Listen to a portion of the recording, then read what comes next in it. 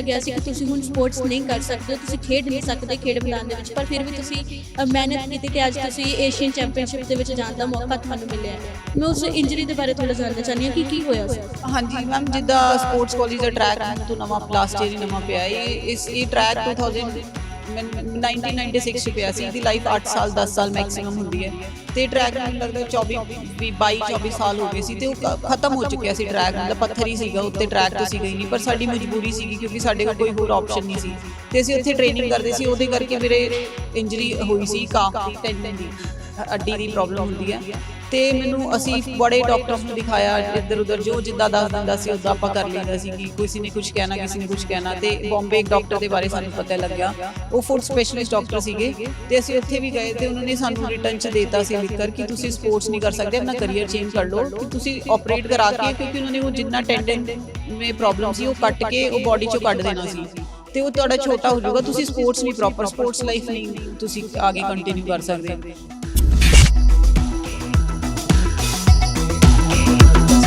ਉਦੋਂ ਤਾਂ ਪੈਰਾਂ ਹੇਠੋਂ ਜ਼ਮੀਨ ਖਿਸਕਦੀ ਹੋਏਗੀ ਇੱਕ ਵਾਰ, ਕਿਉਂਕਿ ਡਾਕਟਰ ਨੇ ਜਦੋਂ ਕਹਿ ਦਿੱਤਾ ਕਿ ਤੁਸੀਂ ਖੇਡ ਮੈਦਾਨ ਦੇ ਵਿੱਚ ਨਹੀਂ ਜਾ ਸਕਦੇ, ਤੁਸੀਂ ਸਪੋਰਟਸ ਨਹੀਂ ਕਰ ਸਕਦੇ, ਉਸ ਦੌਰਾਨ ਕੀ ਮਾਈਂਡ ਦੇ ਵਿੱਚ ਚੱਲ ਰਿਹਾ ਸੀਗਾ, ਕੀ ਕੁਝ ਲੱਗਦਾ ਸੀ ਤੁਹਾਨੂੰ, ਕੀ ਸੋਚਦੇ ਹੁੰਦੇ ਸੀ?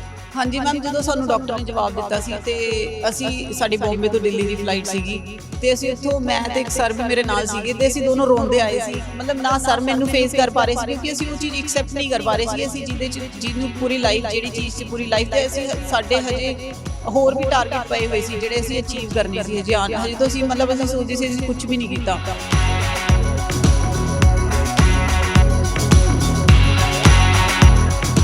ਨੂੰ ਮੋਟੀਵੇਟ ਕਰੀਦਾ ਸੀ ਕਿ ਨਹੀਂ ਅਸੀਂ ਕਰਨਾ ਆ, ਜੇ ਹੋਰ ਲੋਕ ਕੀ ਕਰ ਸਕਦੇ ਆ ਤੇ ਅਸੀਂ ਵੀ ਕਰ ਸਕਦੇ। ਅਸੀਂ ਤਾਂ ਇਦਾਂ ਦੇ ਵੀ ਕੇਸ ਸੁਣੇ ਆ ਜਿਹੜੇ ਜਿਨ੍ਹਾਂ ਨੂੰ ਕੈਂਸਰ ਪੇਸ਼ੈਂਟ ਹੁੰਦੇ ਆ, ਉਹਨਾਂ ਨੂੰ ਡਾਕਟਰ ਕਹਿੰਦਾ 2 ਮਹੀਨੇ ਤੁਹਾਡੇ ਕੋਲ ਹੈਗੇ, ਪਰ ਉਹ ਉਸ ਤੋਂ ਬਾਅਦ ਵੀ 10-10 ਸਾਲ ਜੀ ਜਾਂਦੇ ਆ, ਬਹੁਤ ਵਧੀਆ ਲਾਈਫ ਲੈਂਦੇ ਆ। ਉਹ ਸਾਡੇ ਤੇ ਡਿਪੈਂਡ ਹੁੰਦਾ ਹੈ ਕਿ ਅਸੀਂ ਕਿਹੜੀ ਚੀਜ਼ ਨੂੰ ਟਾਰਗੇਟ ਕਰਨਾ ਹੈ। ਅਸੀਂ ਜਿੱਦਾਂ ਅਸੀਂ ਇਹ ਚੀਜ਼ ਭੁੱਲ ਗਏ ਸੀ ਕਿ ਸਾਨੂੰ ਕੋਈ ਪ੍ਰੋਬਲਮ ਹੈ, ਅਸੀਂ ਸਿਰਫ ਫੋਕਸ ਉੱਥੇ ਕੀਤਾ ਕਿ ਅਸੀਂ ਠੀਕ ਕਿੱਦਾਂ ਹੋਣਾ ਹੈ, ਅਸੀਂ ਰਿਕਵਰ ਕਿੱਦਾਂ ਹੋਣਾ ਹੈ। ਅਸੀਂ ਉਹ ਸੈਕਿੰਡ ਆਪਸ਼ਨ ਰੱਖਿਆ ਨਹੀਂ ਕਿ ਨਹੀਂ ਹੋਣਾ, ਅਸੀਂ ਇਹੀ ਸੀਗਾ ਕਿ ਹੋਣਾ ਹੈ ਤੇ ਅਸੀਂ ਵਾਪਸੀ ਕਰਨੀ ਹੈ ਦੁਬਾਰਾ। ਸਾਡਾ ਟਾਰਗੇਟ ਹੀ ਇਹੀ ਸੀਗਾ ਕਿ ਅਸੀਂ ਠੀਕ ਹੋ ਕਰ ਦੁਬਾਰਾ ਵਾਪਸ ਆਉਣਾ ਹੈ। ਏਸ਼ੀਅਨ ਟਰੈਕ ਐਂਡ ਫੀਲਡ ਇੱਥੇ ਏਸ਼ੀਅਨ ਐਥਲੈਟਿਕਸ ਦੇ ਜਿੰਨੇ ਵੀ ਇਵੈਂਟ ਹੁੰਦੇ ਆ ਐਥਲੈਟਿਕਸ ਦੇ, ਉਹ ਸਾਰੇ ਇਵੈਂਟ 'ਚ ਹੁੰਦੇ ਆ ਤੇ ਹੁਣ ਮੇਰਾ ਸਿਲੈਕਸ਼ਨ ਹੋਈ ਹੈ, ਉਹਦਾ ਜਿੱਦਾਂ ਕੁਆਲੀਫਾਈ ਸੀਗਾ 800 ਮੀਟਰ ਦਾ 205 ਤੇ ਮੈਂ 203 'ਚ 2 ਮਿੰਟ 3 ਸੈਕਿੰਡ 'ਚ 800 ਮੀਟਰ ਭੱਜੀ ਹੈ ਤੇ ਉੱਥੇ ਫਿਰ ਮੈਂ ਜੁਲਾਈ 'ਚ ਮੀਟ ਹੈ ਥਾਈਲੈਂਡ ਦੇ ਵਿੱਚ। ਸਤਿ ਸ਼੍ਰੀ ਅਕਾਲ, ਤੁਸੀਂ ਦੇਖ ਰਹੇ ਹੋ ਪੰਜਾਬੀ ਬੁਲੇਟਿਨ। ਅੱਜ ਮੈਂ ਤੁਹਾਡੀ ਮੁਲਾਕਾਤ ਇੱਕ ਅਜਿਹੀ ਸ਼ਖਸੀਅਤ ਦੇ ਨਾਲ ਕਰਵਾਉਣ ਜਾ ਰਹੀ ਹਾਂ ਜਿਨ੍ਹਾਂ ਨੇ ਆਪਣੀ ਮਿਹਨਤ ਤੇ ਹੌਸਲੇ ਦੇ ਨਾਲ ਖੇਡ ਮੈਦਾਨ ਦੇ ਵਿੱਚ ਕਈ ਮੱਲਾਂ ਮਾਰੀਆਂ ਨੇ। ਮੇਰੇ ਨਾਲ ਗੱਲਬਾਤ ਕਰਨ ਦੇ ਲਈ ਟਵਿੰਕਲ ਚੌਧਰੀ ਮੌਜੂਦ ਹੈ, ਜਿਨ੍ਹਾਂ ਨੂੰ ਡਾਕਟਰਸ ਦੇ ਵੱਲੋਂ ਕਹਿ ਦਿੱਤਾ ਗਿਆ ਸੀ ਕਿ ਹੁਣ ਉਹ ਸਪੋਰਟਸ ਨਹੀਂ ਕਰ ਸਕਦੇ ਨੇ, ਉਹ ਖੇਡ ਮੈਦਾਨ ਦੇ ਵਿੱਚ ਖੇਡ ਨਹੀਂ ਸਕਦੇ ਨੇ, ਪਰ ਉਹਨਾਂ ਨੇ ਆਪਣੇ ਹੌਸਲਾ ਨਹੀਂ ਛੱਡਿਆ, ਆਪਣੀ ਮਿਹਨਤ ਉਹਨਾਂ ਦੇ ਵੱਲੋਂ ਜਾਰੀ ਰਹੀ ਤੇ ਅੱਜ ਉਹਨਾਂ ਨੂੰ ਏਸ਼ੀਅਨ ਚੈਂਪੀਅਨਸ਼ਿਪ ਦੇ ਵਿੱਚ ਸਿਲੈਕਟ ਕਰ ਲਿਆ ਗਿਆ। ਮੇਰੇ ਨਾਲ ਗੱਲਬਾਤ ਕਰਨ ਦੇ ਲਈ ਟਵਿੰਕਲ ਮੌਜੂਦ ਹੈ, ਗੱਲਬਾਤ ਕਰਦੇ ਹਾਂ। ਟਵਿੰਕਲ, ਜੇ ਮੈਂ ਗੱਲ ਕਰਾਂ, ਦਿੱਲੀ ਤੋਂ ਤੁਸੀਂ ਜਲੰਧਰ ਫਿਟਨੈਸ ਦੇ ਲਈ ਆਏ ਸੀ, ਸ਼ੁਰੂਆਤ ਕਿਵੇਂ ਹੁੰਦੀ ਹੈ? ਕਿਉਂਕਿ ਏਸ਼ੀਅਨ ਚੈਂਪੀਅਨਸ਼ਿਪ ਦੇ ਵਿੱਚ ਤੁਹਾਡੀ ਸਿਲੈਕਸ਼ਨ ਹੋ ਚੁੱਕੀ ਹੈ, ਸ਼ੁਰੂਆਤ ਕਿਵੇਂ ਹੁੰਦੀ ਹੈ ਇਸ ਐਥਲੀਟ ਦੀ? ਮੈਮ, ਪਹਿਲਾਂ ਮੈਂ ਜਦੋਂ ਦਿੱਲੀ ਸਟੱਡੀ ਕਰਦੀ ਹੁੰਦੀ ਸੀ ਉਦੋਂ ਫਿਟਨੈਸ ਲਈ ਸਪੋਰਟਸ ਮਤਲਬ ਗਰਾਊਂਡ 'ਚ ਗਏ ਸੀਗੇ ਕਿ ਚਲੋ ਇੱਕ ਵਧੀਆ ਬੋਡੀ ਰਹਿੰਦੀ ਹੈ, ਹੈਲਦੀ ਰਹਿੰਦੇ। ਤੇ ਮੇਰੀ ਮਦਰ ਨੂੰ ਥੋੜਾ ਜਿਹਾ ਸਪੋਰਟਸ ਦਾ ਸ਼ੌਕ ਸੀਗਾ ਤੇ ਉਹਨਾਂ ਨੇ ਗਰਾਊਂਡ ਦੇ ਵੱਲ ਸਾਨੂੰ ਭੇਜਿਆ ਤੇ ਉਸ ਤੋਂ ਬਾਅਦ ਫਿਰ ਮੈਂ ਸਕੂਲ ਲੈਵਲ ਤੇ ਪਹਿਲੇ ਖੇਡੀ ਸੀ CBSE ਕਲਸਟਰਸ ਤੇ ਨੈਸ਼ਨਲ 'ਚ। ਉਸ ਤੋਂ ਬਾਅਦ ਮੈਨੂੰ ਲੱਗਾ ਕਿ ਮੈਂ ਹੋਰ ਵਧੀਆ ਕਰ ਸਕਦੀ ਹਾਂ ਤੇ ਉਸ ਤੋਂ ਬਾਅਦ ਮੈਂ ਜਲੰਧਰ ਹੈਪੀ ਸਰ ਨੂੰ ਕੰਟੈਕਟ ਕੀਤਾ ਤੇ ਫਿਰ ਮੈਂ ਉਹਨਾਂ ਨੂੰ ਪਰਮਿਸ਼ਨ ਲੈ ਕੇ ਉਹਨਾਂ ਦੇ ਕੋਲ ਫਿਰ ਜਲੰਧਰ ਟ੍ਰੇਨਿੰਗ ਕਰਨ ਲਈ ਆਈ ਸੀ ਤੇ ਉਸ ਤੋਂ ਮੈਨੂੰ 8 ਸਾਲ ਜਲੰਧਰ 'ਚ ਹੋ ਗਏ ਤੇ ਉਸ ਤੋਂ ਬਾਅਦ ਮੈਂ ਸਰ ਦੇ ਕੋਲ ਹੀ ਟ੍ਰੇਨਿੰਗ ਕਰ ਰਹੀ ਹਾਂ ਤੇ ਉਹਨਾਂ ਦੇ ਅੰਡਰ ਹੀ ਮੈਂ ਸਾਰੀ ਪਰਫਾਰਮੈਂਸ ਜਿਹੜੀ ਜੋ ਵੀ ਕੁਝ ਦਿੱਤੀ ਹੈ ਉਹਨਾਂ ਦੇ ਅੰਡਰ ਟ੍ਰੇਨਿੰਗ ਕਰਕੇ ਦਿੱਤੀ ਹੈ। ਏਸ਼ੀਅਨ ਚੈਂਪੀਅਨਸ਼ਿਪ ਜਿਹੜੇ ਕੰਪੀਟੀਸ਼ਨ ਦੇ ਵਿੱਚ ਤੁਸੀਂ ਹੁਣ ਭਾਗ ਲੈਣ ਜਾ ਰਹੇ ਹੋ, 800 ਮੀਟਰ ਤੁਹਾਡੀ ਖੇਡ ਦਾ ਨਾਂ ਹੈ, ਇਹਦੇ ਬਾਰੇ ਥੋੜੀ ਜਾਣਕਾਰੀ ਸਾਡੇ ਦਰਸ਼ਕਾਂ ਨੂੰ ਦਿਓ। ਹਾਂਜੀ, एशियन चैंपियनशिप ये हर दूजे साल च एशियन चैंपियन एक साल स्किप करके सैकेंड ईयर च ATF होंदी है ते एशियन ट्रैक एंड फील्ड इत्थे च एशियन एथलैटिक्स दे जिन्ने भी इवेंट होंदे हैं एथलैटिक्स दे वो सारे इवेंट च होंदे हैं ते हुण मेरा सिलेक्शन हुई है ओहदा जिद्दां क्वालीफाई सीगा 800 मीटर दा 205 ते मैं 203 च 2 मिनट 3 सैकेंड च 800 मीटर भज्जी है ते उत्थे फिर मैं हुण जुलाई च मीट है थाईलैंड दे विच ਤੇ ਉੱਥੇ ਜਾ ਕੇ ਹੁਣ ਹਜੇ ਨੈਕਸਟ ਮੰਥ ਜੂਨ 'ਚ 15 ਜੂਨ ਨੂੰ ਇੱਕ ਫਾਈਨਲ ਟ੍ਰਾਇਲ ਹੈ, ਉਹਦੇ 'ਚ ਮੈਨੂੰ ਇੰਡੀਆ 'ਚ ਪਹਿਲੇ ਦੋਵਾਂ 'ਚ ਰਹਿਣਾ ਪਊਗਾ ਤੇ ਉਸ ਤੋਂ ਬਾਅਦ ਫਿਰ ਉੱਥੋਂ ਫਿਰ ਅਸੀਂ ਉੱਥੇ ਖੇਡਣ ਜਾਵਾਂਗੇ। ਟਵਿੰਕਲ ਮਦਰ ਹਾਊਸਵਾਈਫ ਨੇ, ਪਿਤਾ PWD ਦੇ ਵਿੱਚ ਸਰਕਾਰੀ ਅਧਿਕਾਰੀ ਨੇ, ਤੁਹਾਨੂੰ ਕਿਵੇਂ ਸ਼ੌਂਕ ਪੈ ਗਿਆ ਕਿ ਸਪੋਰਟਸ ਵੱਲ ਜਾਇਆ ਜਾਵੇ, ਐਥਲੀਟ ਬਣਿਆ ਜਾਵੇ? ਹਾਂਜੀ ਮੈਮ, ਮੇਰੇ ਮਦਰ ਵੀ CBI 'ਚ ਹੈ, ਹਾਊਸਵਾਈਫ ਨਹੀਂ ਹੈ, ਤੇ ਉਹਨਾਂ ਨੂੰ ਪਹਿਲਾਂ ਥੋੜਾ ਬਹੁਤੀ ਸਕੂਲ ਦੇ ਟਾਈਮ ਸ਼ੌਂਕ ਸੀਗਾ ਕਿ ਮੈਂ ਸਪੋਰਟਸ ਕਰਨੀ ਹੈ। ਬਾਕੀ ਮੇਰੇ ਘਰ 'ਚ ਇਦਾਂ ਦਾ ਕੋਈ ਬੈਕਗ੍ਰਾਉਂਡ ਨਹੀਂ ਸੀਗਾ ਕਿ ਮੈਂ ਸਪੋਰਟਸ ਕਰਨੀ ਹੈ। ਮੇਰੇ ਫਾਦਰ ਤੋਂ ਸਟਾਰਟਿੰਗ 'ਚ ਮੈਨੂੰ ਸਪੋਰਟ ਵੀ ਨਹੀਂ ਕਰਦੇ ਸੀ, ਕਿਉਂਕਿ ਉਹਨਾਂ ਨੂੰ ਪਤਾ ਹੈ ਸਾਡੇ ਕੰਟਰੀ 'ਚ ਸਪੋਰਟਸ ਦਾ ਕੀ ਹਾਲ ਹੋਇਆ ਅੱਜ ਕੱਲ੍ਹ ਦੇ ਟਾਈਮ। ਸਾਨੂੰ ਮਤਲਬ ਚੰਗੀ ਐਥਲੀਟਾਂ ਨੂੰ ਜੌਬ ਨਹੀਂ ਹੈ, ਤੇ ਹਰ ਕੋਈ ਪੇਰੈਂਟ ਚਾਹੁੰਦਾ ਹੈ ਕਿ ਸਾਡੇ ਨਿਆਣਿਆਂ ਦਾ ਇੱਕ ਫਿਊਚਰ ਸਿਕਿਉਰ ਹੋਣਾ ਚਾਹੀਦਾ ਆ।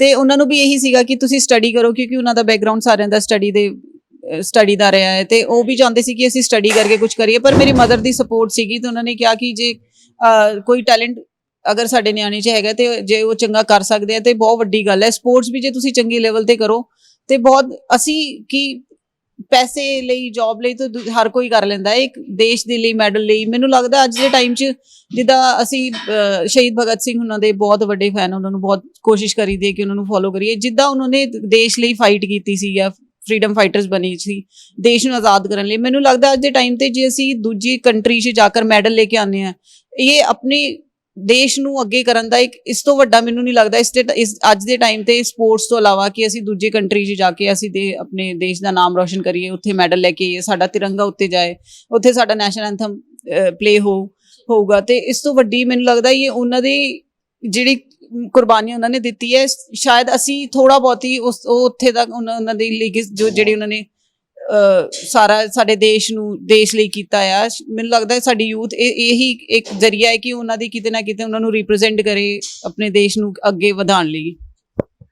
ਇਸ ਤੋਂ ਪਹਿਲਾਂ ਕਿਹੜੇ ਕੰਪੀਟੀਸ਼ਨਸ ਦੇ ਵਿੱਚ ਜਾ ਚੁੱਕੇ ਹੋ, ਭਾਗ ਲੈ ਚੁੱਕੇ ਹੋ? ਹਾਂਜੀ, ਜਿੱਦਾਂ ਮੈਂ ਲਾਸਟ ਈਅਰ ਵੀ ਮੇਰੇ ਸਾਰੇ ਲਾਸਟ ਈਅਰ ਨੈਸ਼ਨਲ ਗੇਮਸ ਹੋਈ ਸੀ, ਉੱਥੇ ਪੰਜਾਬ ਦਾ ਇੱਕੋ ਹੀ ਟਰੈਕ ਇਵੈਂਟ 'ਚ ਮੈਡਲ ਸੀਗਾ, ਉਹ ਮੇਰਾ ਹੀ ਸੀਗਾ। ਬਾਕੀ ਕਿਸੇ ਦਾ ਟਰੈਕ ਇਵੈਂਟ 'ਚ ਮੈਡਲ, ਪੰਜਾਬ ਦਾ ਮੈਡਲ ਨਹੀਂ ਸੀਗਾ। ਤੇ ਉਸ ਤੋਂ ਪਹਿਲਾਂ ਮੈਂ ਵਰਲਡ ਯੂਨੀਵਰਸਿਟੀ ਗੇਮਸ ਵੀ ਖੇਡੀ ਹੈ। ਏਸ਼ੀਅਨ ਚੈਂਪੀਅਨਸ਼ਿਪ ਵੀ 2019 'ਚ ਮੈਂ ਇੱਕ ਵਾਰੀ, ਇਹੀ ਕੰਪੀਟੀਸ਼ਨ 2019 'ਚ ਹੋਇਆ ਸੀ, ਉਦੋਂ ਵੀ ਮੈਂ ਖੇਡਣ ਗਈ ਸੀ। ਤੇ ਬਾਕੀ ਨੈਸ਼ਨਲ ਮੀਟ 'ਚ ਮੇਰੇ ਕਾਫੀ ਮੈਡਲ ਹੈ, ਨੈਸ਼ਨਲ ਚੈਂਪੀਅਨ ਰਹੀ ਹੈ 2018 'ਚ। ਤੇ ਬਾਕੀ ਹਜੇ ਦੇਖੋ ਆਉਣ ਵਾਲੇ ਟਾਈਮ 'ਚ ਕਿਹੜੇ ਮੈਡਲ ਤੇ ਕਿਹੜੇ ਕੰਪੀਟੀਸ਼ਨ ਅਸੀਂ ਖੇਡਦੇ ਹਾਂ। ਜੇ ਆਪਾਂ ਸਟੱਡੀ ਦੀ ਗੱਲ ਕਰੀਏ ਤਾਂ ਤੁਸੀਂ BCom ਵੀ ਕੀਤੀ ਹੋਈ ਹੈ, ਖੇਡਾਂ ਨਾਲ ਜੁੜੀ ਹੋਈ ਵੀ ਕੋਈ ਸਟੱਡੀ ਕੀਤੀ ਹੈ ਤੁਸੀਂ? ਹਾਂਜੀ ਮੈਮ, ਪਹਿਲੇ ਮੈਂ ਕਾਮਰਸ ਦੇ ਨਾਲ ਸਟੱਡੀ ਕਰਦੀ ਸੀ। ਪਹਿਲੇ ਮੇਰਾ ਕੋਈ ਸਪੋਰਟਸ ਵਾਲਾ ਇੰਨਾ ਸੀਗਾ ਨਹੀਂ। ਉਸ ਤੋਂ ਬਾਅਦ ਫਿਰ ਮੈਂ BCom ਕੀਤੀ। ਉਸ ਤੋਂ ਬਾਅਦ ਮੈਂ ਬੈਚਲਰ ਆਫ ਫਿਜ਼ੀਕਲ ਐਜੂਕੇਸ਼ਨ ਵੀ ਕੀਤੀ ਹੈ, ਜਿਹਦੇ ਵਿੱਚ ਸਪੋਰਟਸ ਦੇ ਰਿਲੇਟਡ, ਫਿਜ਼ੀਕਲ ਤੋਂ ਰਿਲੇਟਡ ਸਾਰੇ ਸਬਜੈਕਟਸ ਹੁੰਦੇ ਆ। ਤੇ ਹੁਣ ਮੈਂ ਮਾਸਟਰਸ ਵੀ ਕਰ ਰਹੀ ਹਾਂ ਇੱਥੇ ਗੁਰੂ ਕਾਸ਼ੀ ਯੂਨੀਵਰਸਿਟੀ ਤੋਂ। ਹਾਂਜੀ। ਉਹ ਕਿਸ ਚੀਜ਼ ਦੇ ਵਿੱਚ ਕਰ ਰਹੇ ਹੋ? ਉਹ ਵੀ ਫਿਜ਼ੀਕਲ ਦੀ ਹੈ, ਮਾਸਟਰ ਆਫ ਫਿਜ਼ੀਕਲ ਐਜੂਕੇਸ਼ਨ। ਹਾਂਜੀ ਮੈਂ ਇੱਕ ਉਹ ਜਾਣਨਾ ਚਾਹੁੰਦੀ ਹਾਂ, ਜਿੱਦਾਂ ਤੁਸੀਂ ਤੁਹਾਨੂੰ ਪਹਿਲਾਂ ਵੀ ਦੱਸਿਆ ਕਿ ਤੁਹਾਡੇ ਸਪੋਰਟਸ ਇੰਜਰੀ ਹੋ ਗਈ ਸੀ ਇੱਕ, ਤੇ ਤੁਹਾਨੂੰ ਡਾਕਟਰਸ ਦੇ ਵੱਲੋਂ ਕਹਿ ਦਿੱਤਾ ਗਿਆ ਸੀ ਕਿ ਤੁਸੀਂ ਹੁਣ ਸਪੋਰਟਸ ਨਹੀਂ ਕਰ ਸਕਦੇ ਹੋ, ਤੁਸੀਂ ਖੇਡ ਨਹੀਂ ਸਕਦੇ ਖੇਡ ਮੈਦਾਨ ਦੇ ਵਿੱਚ, ਪਰ ਫਿਰ ਵੀ ਤੁਸੀਂ ਮਿਹਨਤ ਕੀਤੀ ਤੇ ਅੱਜ ਤੁਸੀਂ ਏਸ਼ੀਅਨ ਚੈਂਪੀਅਨਸ਼ਿਪ ਦੇ ਵਿੱਚ ਜਾਣ ਦਾ ਮੌਕਾ ਤੁਹਾਨੂੰ ਮਿਲਿਆ ਹੈ। ਮੈਂ ਉਸ ਇੰਜਰੀ ਦੇ ਬਾਰੇ ਥੋੜਾ ਜਾਣਨਾ ਚਾਹੁੰਦੀ ਹਾਂ ਕਿ ਕੀ ਹੋਇਆ ਸੀ। ਹਾਂਜੀ ਮੈਮ, ਜਿੱਦਾਂ ਸਪੋਰਟਸ ਕਾਲਜ ਦਾ ਟਰੈਕ ਹੁਣ ਤੋਂ ਨਵਾਂ ਲਾਸਟ ਈਅਰ ਹੀ ਨਵਾਂ ਪਿਆ, ਇਹ ਟਰੈਕ 1996 'ਚ ਪਿਆ ਸੀ। ਇਹਦੀ ਲਾਈਫ 8 ਸਾਲ 10 ਸਾਲ ਮੈਕਸਿਮਮ ਹੁੰਦੀ ਹੈ। ਤੇ ਟਰੈਕ ਨੂੰ ਮੈਨੂੰ ਲੱਗਦਾ 22-24 ਸਾਲ ਹੋ ਗਏ ਸੀ, ਤੇ ਉਹ ਖਤਮ ਹੋ ਚੁੱਕਿਆ ਸੀ ਟਰੈਕ। ਮਤਲਬ ਪੱਥਰ ਹੀ ਸੀਗਾ ਉੱਤੇ, ਟਰੈਕ ਤੋਂ ਸੀਗਾ ਹੀ ਨਹੀਂ। ਪਰ ਸਾਡੀ ਮਜਬੂਰੀ ਸੀਗੀ, ਕਿਉਂਕਿ ਸਾਡੇ ਕੋਲ ਕੋਈ ਹੋਰ ਆਪਸ਼ਨ ਨਹੀਂ ਸੀ, ਤੇ ਅਸੀਂ ਉੱਥੇ ਟ੍ਰੇਨਿੰਗ ਕਰਦੇ ਸੀ। ਉਹਦੇ ਕਰਕੇ ਮੇਰੇ ਇੰਜਰੀ ਹੋਈ ਸੀ, ਕਾਫ ਦੀ ਟੈਂਡਨ ਦੀ, ਅੱਡੀ ਦੀ ਪ੍ਰੋਬਲਮ ਹੁੰਦੀ ਹੈ। ਤੇ ਅਸੀਂ ਬੜੇ ਡਾਕਟਰਸ ਨੂੰ ਦਿਖਾਇਆ, ਇੱਧਰ ਉੱਧਰ, ਜੋ ਜਿੱਦਾਂ ਦੱਸ ਦਿੰਦਾ ਸੀ ਉੱਦਾਂ ਆਪਾਂ ਕਰ ਲਈਦਾ ਸੀ, ਕਿ ਕਿਸੇ ਨੇ ਕੁਝ ਕਹਿਣਾ, ਕਿਸੇ ਨੇ ਕੁਝ ਕਹਿਣਾ। ਤੇ ਬੰਬੇ ਇੱਕ ਡਾਕਟਰ ਦੇ ਬਾਰੇ ਸਾਨੂੰ ਪਤਾ ਲੱਗਿਆ, ਉਹ ਫੁੱਟ ਸਪੈਸ਼ਲਿਸਟ ਡਾਕਟਰ ਸੀਗੇ, ਤੇ ਅਸੀਂ ਉੱਥੇ ਵੀ ਗਏ, ਤੇ ਉਹਨਾਂ ਨੇ ਸਾਨੂੰ ਰਿਟਰਨ 'ਚ ਦੇਤਾ ਸੀ ਲਿਖ ਕਰ ਕਿ ਤੁਸੀਂ ਸਪੋਰਟਸ ਨਹੀਂ ਕਰ ਸਕਦੇ, ਆਪਣਾ ਕਰੀਅਰ ਚੇਂਜ ਕਰ ਲਓ, ਕਿ ਤੁਸੀਂ ਆਪਰੇਟ ਕਰਾ ਕੇ, ਕਿਉਂਕਿ ਉਹਨਾਂ ਨੇ ਉਹ ਜਿੰਨਾ ਟੈਂਡਨ ਮੇ ਪ੍ਰੋਬਲਮ ਸੀ ਉਹ ਕੱਟ ਕੇ ਉਹ ਬੋਡੀ 'ਚੋਂ ਕੱਢ ਦੇਣਾ ਸੀ, ਤੇ ਉਹ ਤੁਹਾਡਾ ਛੋਟਾ ਹੋ ਜਾਊਗਾ, ਤੁਸੀਂ ਸਪੋਰਟਸ ਨਹੀਂ, ਪ੍ਰੋਪਰ ਸਪੋਰਟਸ ਲਾਈਫ ਨਹੀਂ ਤੁਸੀਂ ਆਗੇ ਕੰਟੀਨਿਊ ਕਰ ਸਕਦੇ।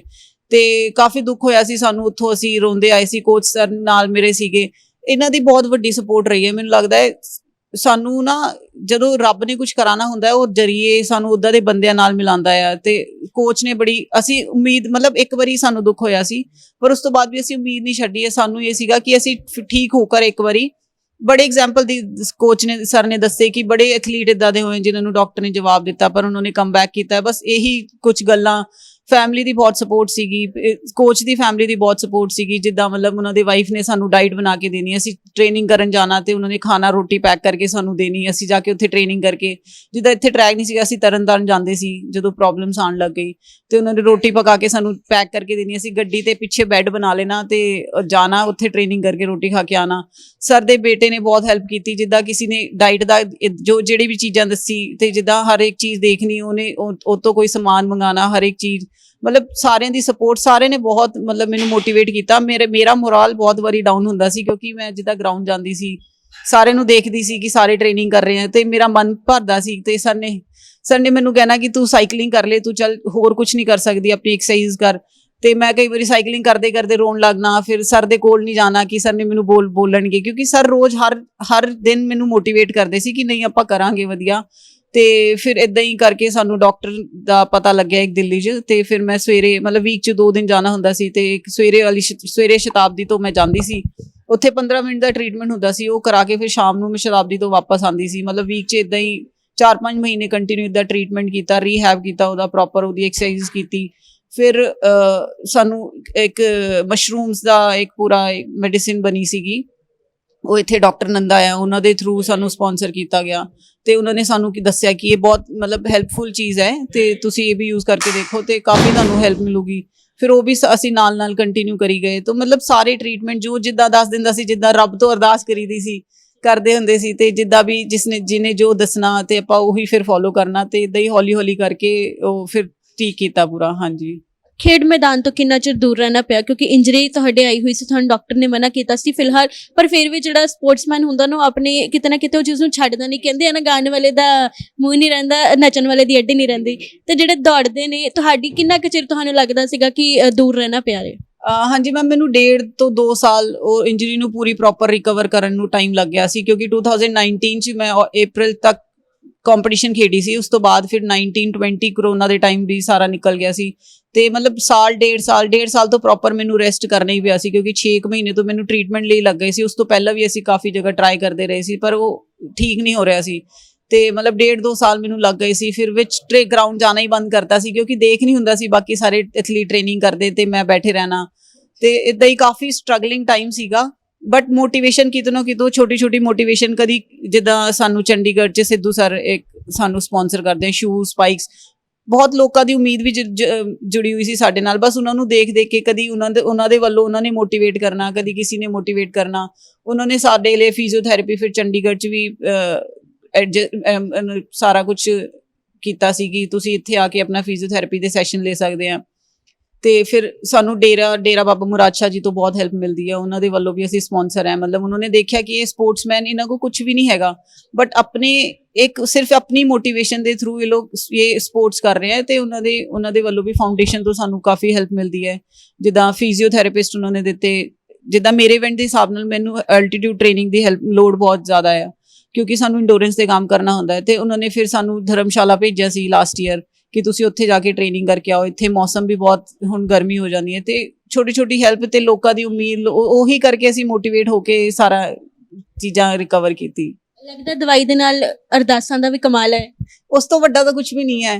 ਅਰਦਾਸ ਕਰਦੇ ਆ, ਰੱਬ ਸੁਣਦਾ ਹੈ, ਤਾਂ ਹੀ ਸਾਨੂੰ ਦਵਾਈਆਂ ਲੱਭਦੀ ਹੈ, ਡਾਕਟਰ ਲੱਭਦਾ ਹੈ।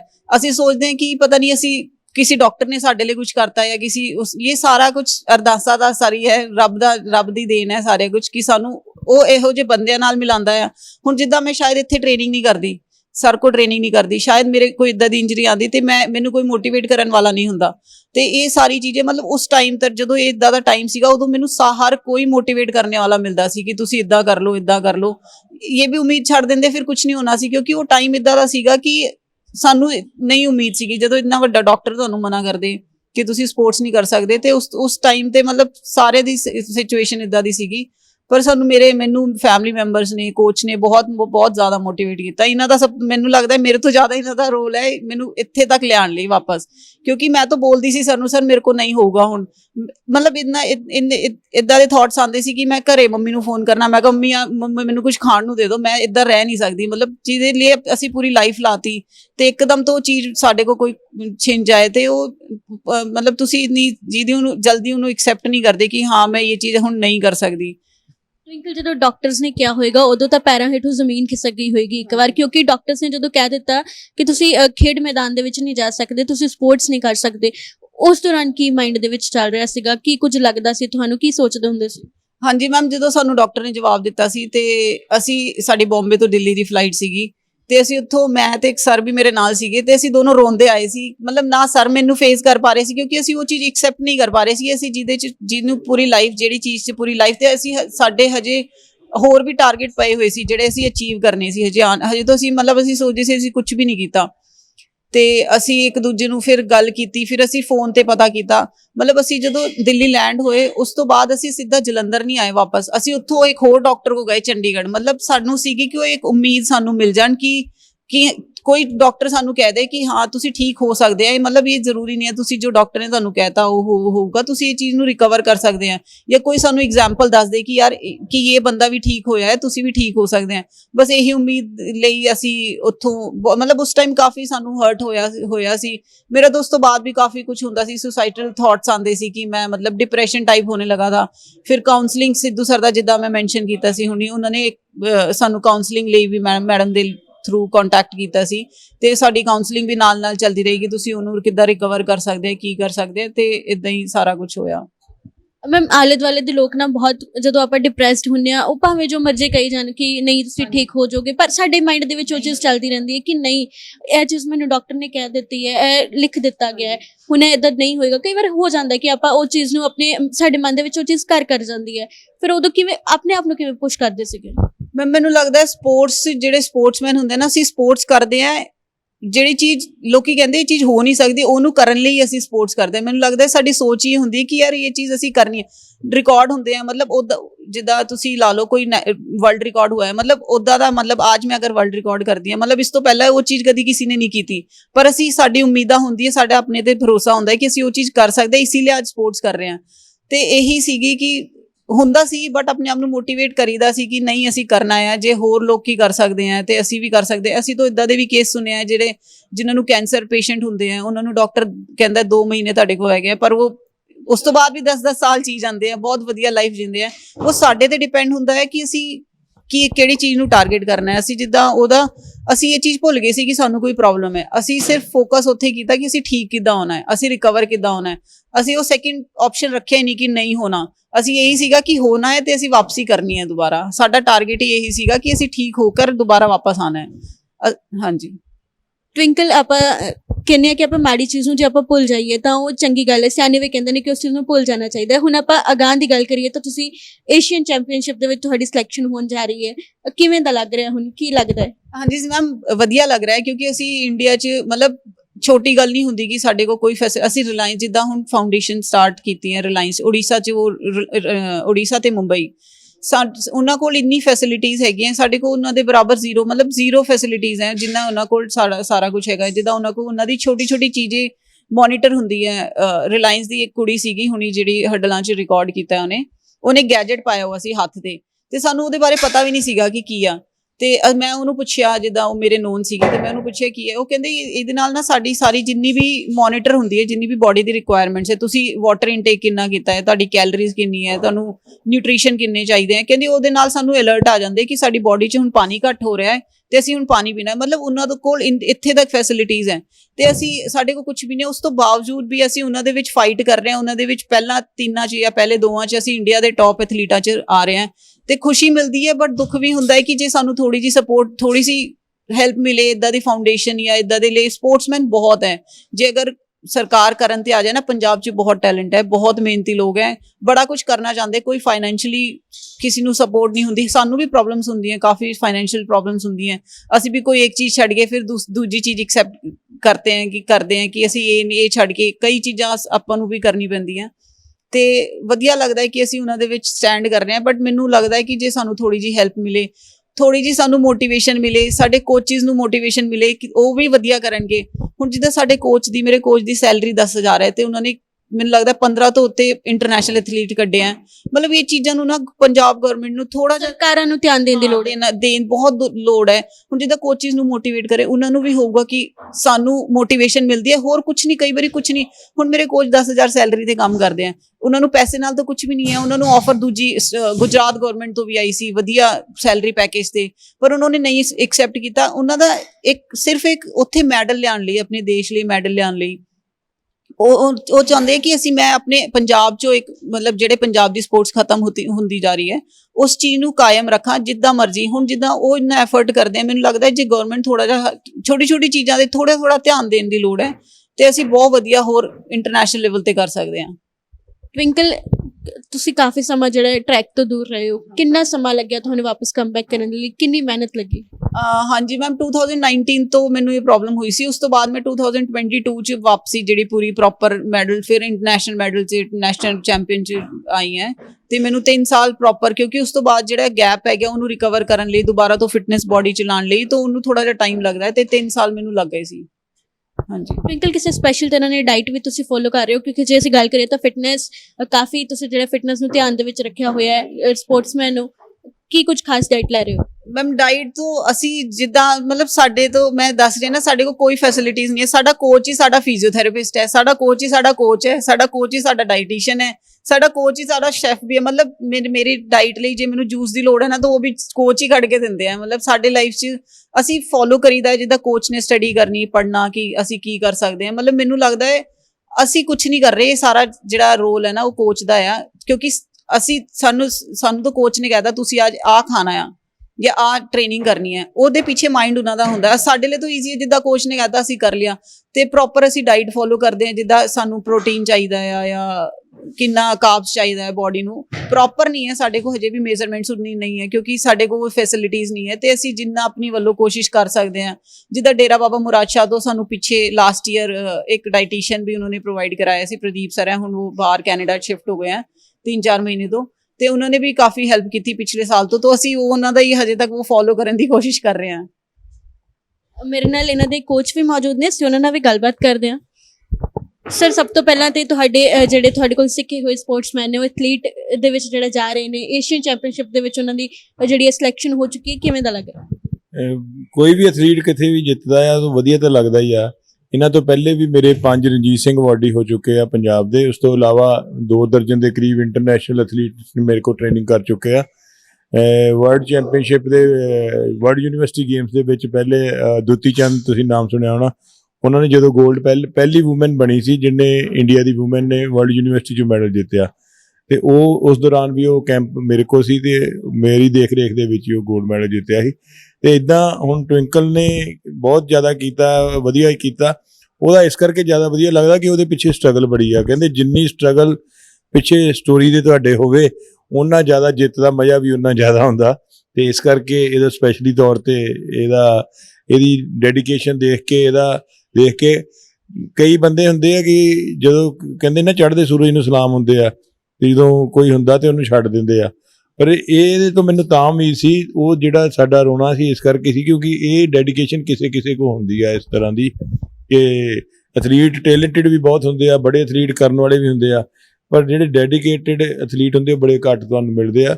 ਨਹੀਂ ਤਾਂ ਵੱਡੇ ਟੈਲੈਂਟ ਖਤਮ ਹੁੰਦੇ ਦੇਖੇ ਆ, ਪਰ ਜਿਹੜਾ ਮਿਹਨਤ ਦੇ ਨਾਲ ਜਿੰਨੀ ਡੈਡੀਕੇਸ਼ਨ ਇਹਦੀ ਆ ਸ਼ਾਇਦ ਮੇਰੀ ਵੀ ਨਾ ਹੋਵੇ ਉਨੀ।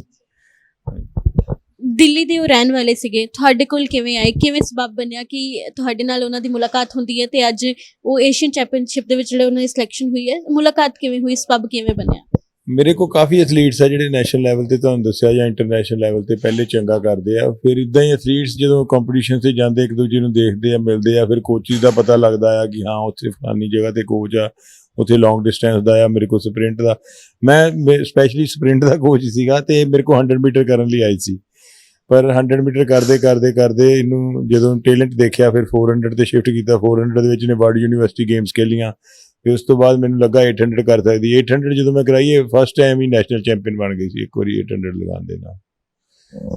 ਸਰ ਜਦੋਂ ਇਹਨਾਂ ਦੀ ਇੰਜਰੀ ਹੋਈ ਇਹਨਾਂ ਨੂੰ ਡਾਕਟਰ ਦੇ ਵੱਲੋਂ ਕਹਿ ਦਿੱਤਾ ਗਿਆ ਕਿ ਇਹ ਸਪੋਰਟਸ ਨਹੀਂ ਕਰ ਸਕਦੇ, ਉਦੋਂ ਉਹਨਾਂ ਦਾ ਕਹਿਣਾ ਕਿ ਤੁਸੀਂ ਨਾਲ ਸੀਗੇ, ਉਦੋਂ ਤੁਹਾਡੇ ਮਨ ਦੇ ਵਿੱਚ ਕੀ ਕੁਝ ਚੱਲ ਰਿਹਾ ਸੀ? ਕਿਉਂਕਿ ਤੁਹਾਡੇ ਸਿਖਾਏ ਹੋਏ ਨੇ, ਤੁਹਾਡੀ ਮਿਹਨਤ ਇਹਨਾਂ ਦੇ ਉੱਪਰ ਲੱਗੀ ਹੋਈ ਸੀ, ਤਾਂ ਤੁਹਾਨੂੰ ਕੀ ਲੱਗ ਰਿਹਾ ਸੀ ਉਸ ਇਹ ਗੱਲ ਤਾਂ ਜਦੋਂ ਨਾ ਅਸੀਂ ਕਈ ਵਾਰੀ ਯਕੀਨ ਕਰਕੇ ਜਾਂਦੇ ਕਿ ਸਾਨੂੰ ਕਹਿੰਦੇ ਕਿ ਬਹੁਤ ਵੱਡਾ ਡਾਕਟਰ ਆ, ਬਹੁਤ ਵੱਡਾ ਡਾਕਟਰ ਆ, ਬਹੁਤ ਵੱਡਾ ਡਾਕਟਰ ਆ, ਤੇ ਅਸੀਂ ਤਾਂ ਮਤਲਬ ਇੰਨੇ ਚਾਅ ਦੇ ਨਾਲ ਉਹਦੇ ਕੋਲ ਗਏ ਸੀ ਕਿ ਇੱਥੋਂ ਅਸੀਂ ਠੀਕ ਹੋ ਕੇ ਹੀ ਆਉਣਾ, ਹਨਾ। ਮਤਲਬ ਕਿ ਫੁੱਟ ਸਪੈਸ਼ਲਿਸਟ ਆ, ਬਹੁਤ ਉੱਥੇ ਬੰਬੇ ਸ਼ਹਿਰ ਆ, ਇਹ 50 ਸਾਲ ਲੱਗੇ ਆ, ਜਲੰਧਰ ਤੋਂ ਪੰਜਾਬ ਤੋਂ ਇੰਨੇ ਅੱਗੇ ਆ, ਤੇ ਆਪਾਂ ਉਸ ਹਿਸਾਬ ਨਾਲ ਅੱਗੇ ਤੱਕ ਉਹਨਾਂ ਨੂੰ ਮਿਲਣ ਜਾਂਦੇ।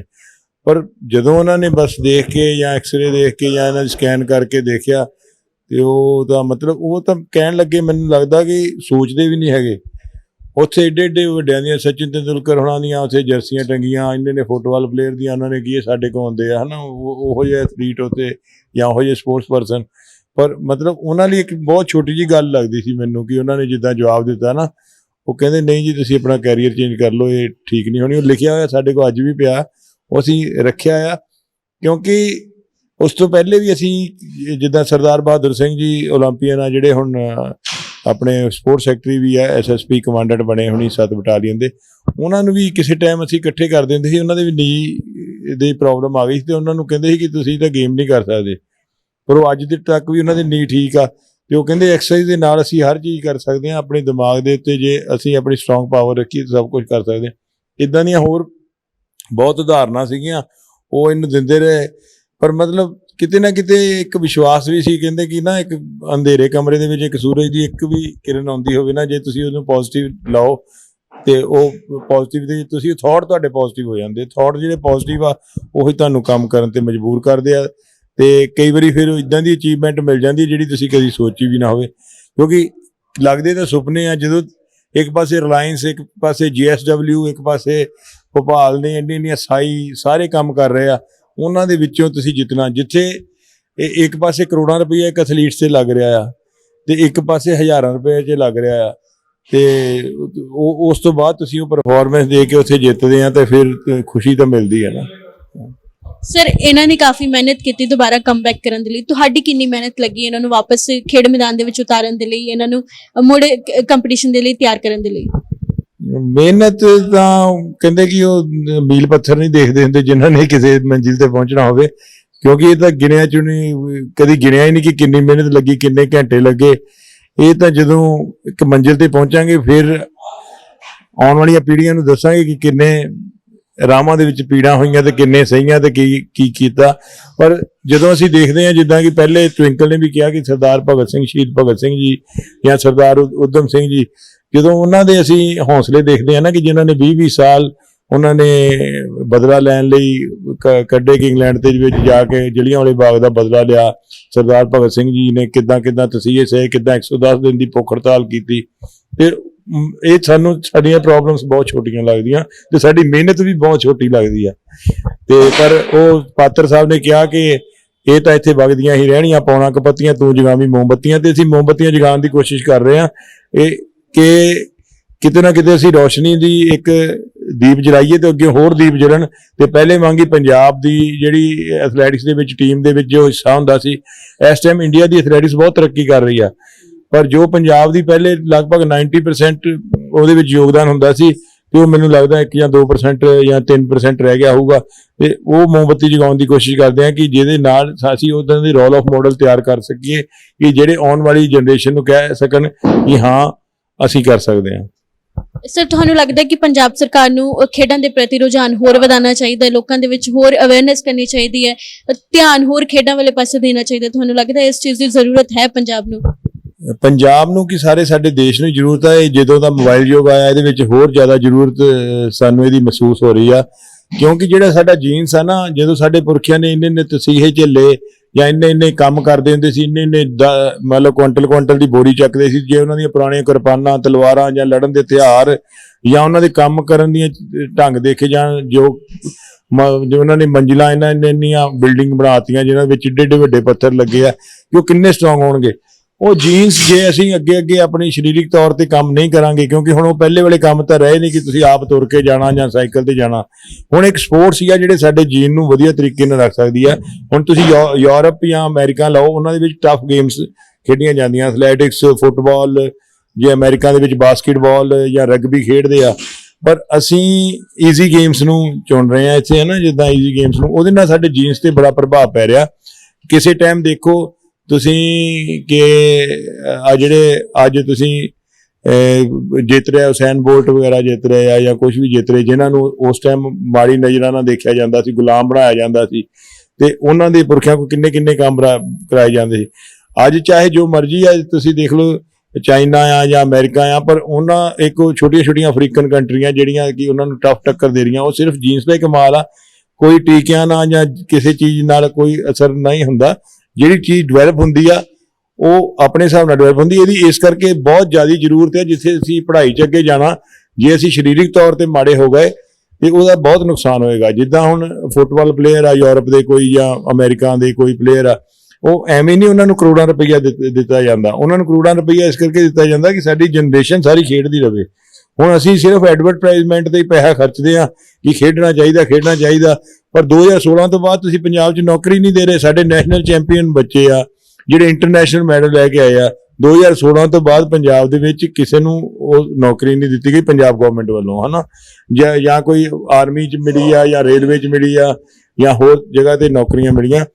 ਪਰ ਹੁਣ ਜਿੱਦਾਂ ਤਜਿੰਦਰ ਤੂਰ ਸੀਗਾ ਤੇ ਅਰਪਿੰਦਰ ਸੀਗਾ, ਜਿਨ੍ਹਾਂ ਨੇ ਏਸ਼ੀਅਨ ਗੇਮ ਦੇ ਵਿੱਚ ਮੈਡਲ ਵੀ ਲਏ ਸੀ, ਹੈ ਨਾ, ਉਹਨਾਂ ਨੂੰ ਵੀ ਨੌਕਰੀਆਂ ਦਿੱਤੀਆਂ ਗਈਆਂ। ਤੇ ਪਰ ਇਹ ਸਾਡੀ ਜਨਰੇਸ਼ਨ ਲਈ ਇਸ ਕਰਕੇ ਜ਼ਰੂਰੀ ਆ ਕਿ ਇਹ ਵੀ ਮਿਹਨਤ ਕਰਦੇ ਆ ਕਿ ਆਉਣ ਵਾਲੀ ਜਨਰੇਸ਼ਨ ਉਹਨਾਂ ਨੂੰ ਦੇਖੂਗੀ, ਤਾਂ ਹੀ ਉਹ ਵਧੀਆ ਪਰਫਾਰਮੈਂਸ ਦੇਣਗੇ। ਹਾਂਜੀ, ਥੈਂਕ ਯੂ। ਤੇ ਮੇਰੇ ਨਾਲ ਗੱਲਬਾਤ ਕਰਨ ਦੇ ਲਈ ਟਵਿੰਕਲ ਚੌਧਰੀ ਤੇ ਉਹਨਾਂ ਦੇ ਕੋਚ ਮੌਜੂਦ ਸੀਗੇ, ਜਿਨ੍ਹਾਂ ਨਾਲ ਅਸੀਂ ਉਹਨਾਂ ਦੀ ਕੰਪੀਟੀਸ਼ਨਸ ਨੂੰ ਲੈ ਕੇ ਗੱਲਬਾਤ ਕੀਤੀ ਹੈ। ਕੈਮਰਾਮੈਨ ਤਰੁਣ ਦੇ ਨਾਲ ਆਂਚਲ ਚੱਡਾ, ਪੰਜਾਬ ਬੁਲੇਟਿਨ, ਜਲੰਧਰ।